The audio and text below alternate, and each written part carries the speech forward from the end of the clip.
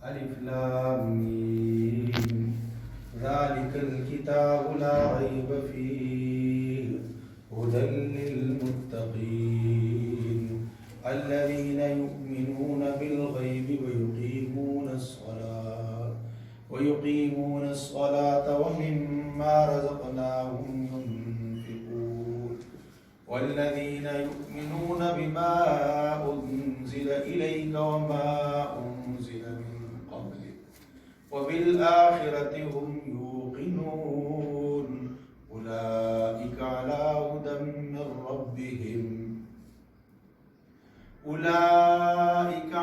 هدى من ربهم وأولئك هم المفلحون صدق الله العظيم رب اشرح لي صدري ويسر لي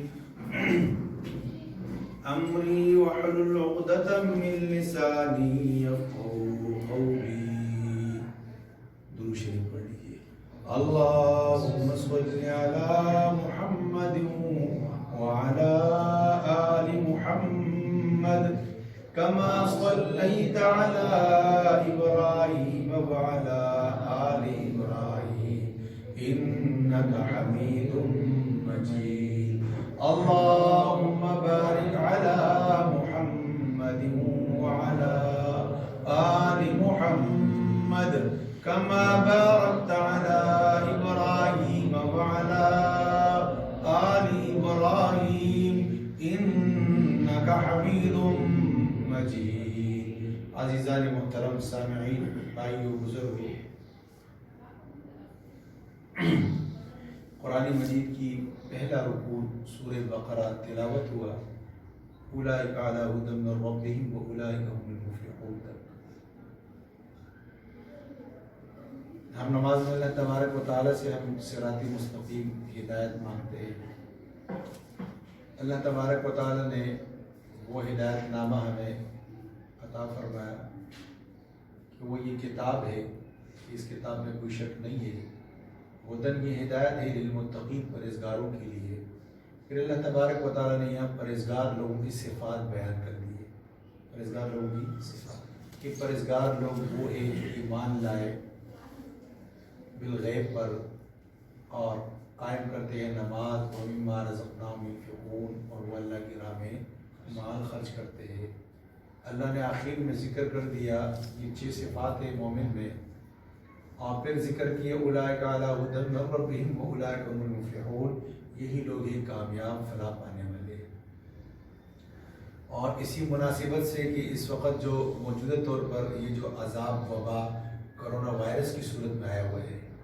تو میں نے پچھلے بیانات میں بھی یہ ذکر کیا یہ منافقین کے لیے اور کفار کے لیے اہل ایمان والوں کے لیے نہیں ہے یہ مومن کے لیے نہیں ہے مومن اپنے آپ کے اندر یہ 6 صفات دیں گے وہ وقت پر نماز قائم کرتا ہے وَيُقِيمُونَ الصَّلَاةَ قائم کرتے ہیں نماز کو وَيُؤْتُونَ الزَّكَاةَ زکوٰۃ وقت پر ادا کرتے ہیں جو اللہ نے اس کو رزق دی ہے اس مال میں سے وہ خرچ کرتا ہے چاہے وہ بدنی طاقت ہو علم ہو وہ مال ہو کسی بھی صورت میں ہو وہ مسلمانوں کے فلاح بہبود میں خرچ کر رہا ہے اور وہ تو یہ وہ لوگ ہیں اور بے ایمان بالغیب کیا ہے کہ جتنے بھی انبیاء کرام دنیا میں تشریف لائے حضرت آدم علیہ السلام سے لے کر رسول اللہ صلی اللہ علیہ وسلم تک سب کو ہم نے دیکھا نہیں ہے لیکن بغیر دیکھ کر ایمان لے کر آئے فرشتوں کو ہم نے دیکھا نہیں ہے لیکن ہم ایمان لے کر آئے کیونکہ یہ ایمان بالغیب ہے آسمانی کتابوں پر ہم ایمان لے کر آئے تورات زبور انجیل اس پر ہمارا ایمان ہے کہ قبر حشر بشر میدان حشر پر یہ ہمارا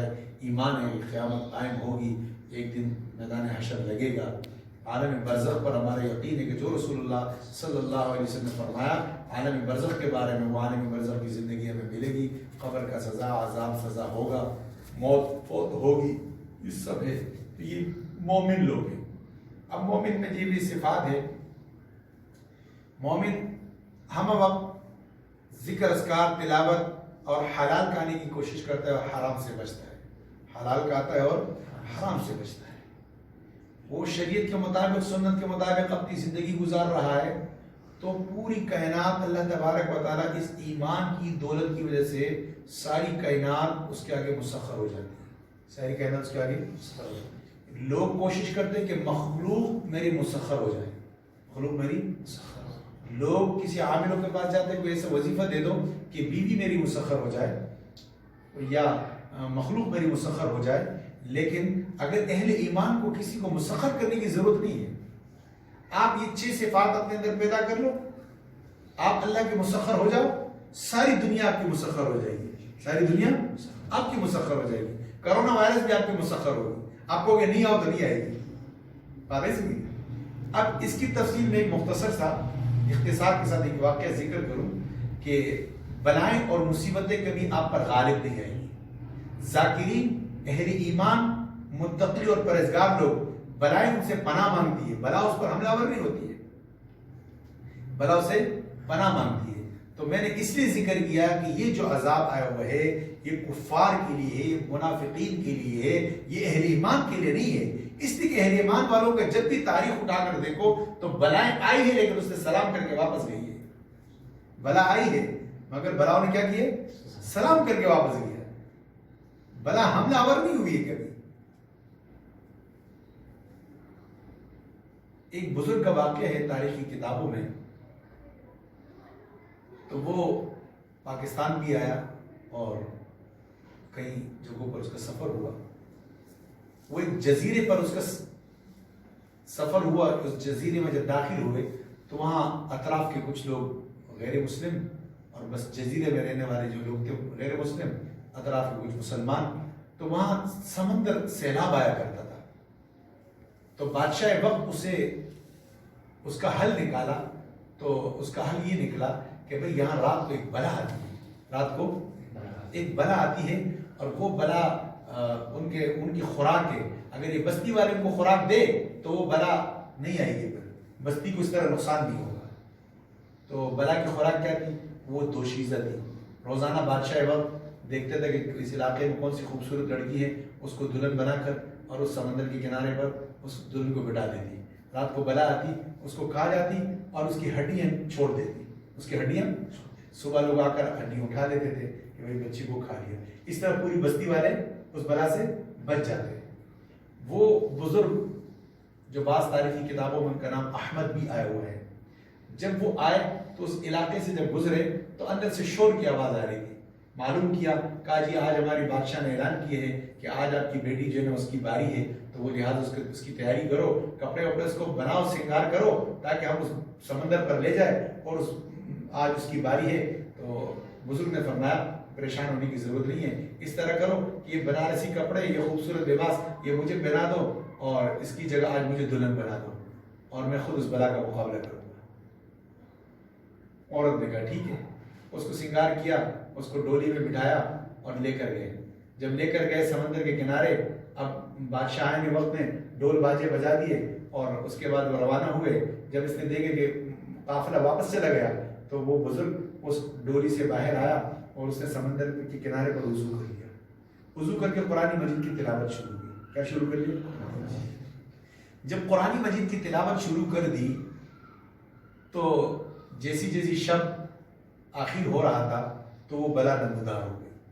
وہ بلا جب وہ بلا حاضر ہوئی تو اس نے جب دیکھا تو بزرگ تلاوت کر رہا ہے. اس نے کہا میں تو آخری نبی اس زمان پر ایمان لا چکا ہوں. اور جب اس کو دیکھ کر اور قرآن کی تلاوت سنی تو بلا نے کہا ہم سلام کرتے ہیں، آپ کب تک یہاں؟ اس نے کہا میں تو یہاں رہوں گا، کہ بس میں یہاں نہیں آؤں گا، میں آپ پر حملہ آور نہیں ہو سکتا. بلا نے سلام کر کے واپس چلی گئی. بلا نے واپس چلی گئی.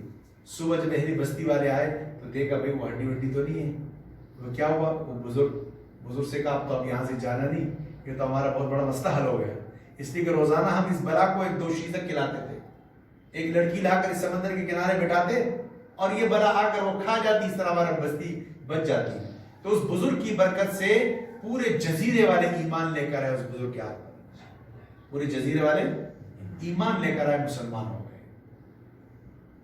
تو ہمیشہ جب بھی بلا آئی ہے، کوئی عذاب آیا ہے، وائرس آئی ہے، تو اہل ایمان سے وہ خوف کھاتا ہے. ہمیشہ یاد رکھو.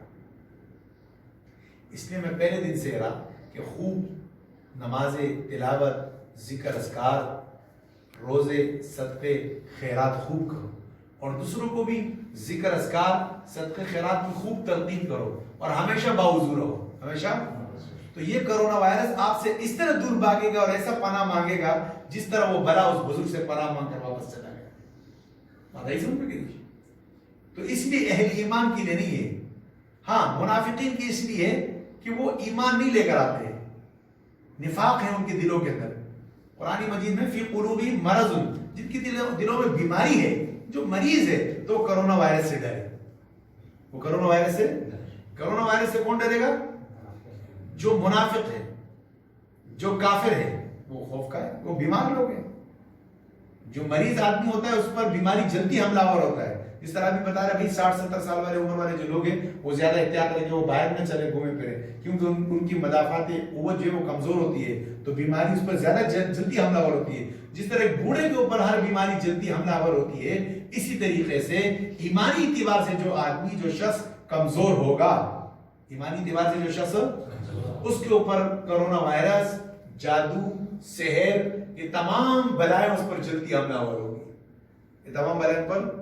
اس لیے اہل ایمان اور اہل ذکر، جادو برحق ہے، مانتے ہیں اسے کوئی نہیں، لیکن اہل ایمان والے اس سے متاثر نہیں ہوتے۔ یہ اس آدمی پر، یہ جادو بھی اس آدمی پر دیکھو اثر زیادہ کرے گا جس کا ایمان کمزور ہوگا۔ منافقین پر جادو زیادہ اثر کرتا ہے، کمزور ایمان والے پر یہ جادو جنات زیادہ اثر کرتے ہیں۔ ایمان کو مضبوط بنا، ایمان کو اللہ تبارک و تعالی ہمیں عمل کی توفیق عطا فرمائے۔ ہم وقت باوضو رہنے کی کوشش کرو۔ اہل خیر حضرات اور جن کو اللہ نے جس قدرت طاقت قوت میں ان کو دی ہے، وہ خالصتاً اللہ کی رضا اور خوشنودی کے لیے اپنا مال، اپنا علم، علماء اپنا علم خرچ کرے، اور مالداران اپنا مال خرچ کرے، اور اسی طریقے سے اہل ذکر اذکار تلاوت، خوب نمازیں، ذکر تلاوت اذکار، تہجد، اور تہجد پڑھنے والے سے کرونا وائرس تو بہت بھاگتا ہے، دور بھاگے گا۔ تہجد پڑھنے کے تو ہزاروں فائدے ہیں، جن میں دنیاوی نقد فائدہ یہ ہے کہ بیماریاں کئی مہینوں سے آپ اگر پابندی کے ساتھ تہجد کی پابندی کر لو، تہجد کی نماز کی، تو بیماریاں خود بخود چڑھے گی، اور مرض جو آپ کی جسم میں اور بیماری ہوگی وہ بھی ختم ہو جائے گی۔ تو تہجد پڑھنے والے کے لیے کرونا وائرس، نماز 5 وقت نماز پڑھنے والوں کے لیے کرونا وائرس، ذکر تلاوت کرنے والوں کے لیے کرونا وائرس، صدقہ خیرات خوب کرنے والوں کے لیے کرونا وائرس نہیں۔ اللہ ہم سب کو صحیح سچی ایمان لانے کی توفیق عطا فرمائے۔ سچا ایمان، قرآن یا ایھا الذین آمنوا، اے ایمان والو ایمان لے آؤ۔ ایمان تو ہم لا چکے ہیں، دوبارہ کیوں کرے ایمان لے آؤ؟ یہ سچا ایمان نہیں ہے، یہ تو نفاق والی نماز ہے، منافق کی نماز سے اللہ بچائے۔ ایک تو منافق کی نماز ہے، منافق کی زکوٰۃ ہے، منافق کی تلاوت ہے، منافق کی تہجد ہے، منافق کی صدقہ خیرات ہے، جو لوگوں کو دکھلانے کے لیے ہوتا ہے، یہ نہیں، سچا ایمان لے کر آؤ۔ پھر آپ دیکھنا یہ پورا شجر نجر ہر چیز آپ سے ڈرے گی، آپ ہر چیز پر آپ حاوی ہوں گے، مخلوق آپ پر حاوی نہیں ہو سکے گا۔ اللہ تبارک و تعالی ہمیں عمل کی توفیق عطا فرمائے۔ وآخر دعوانا الحمدللہ رب العالمین۔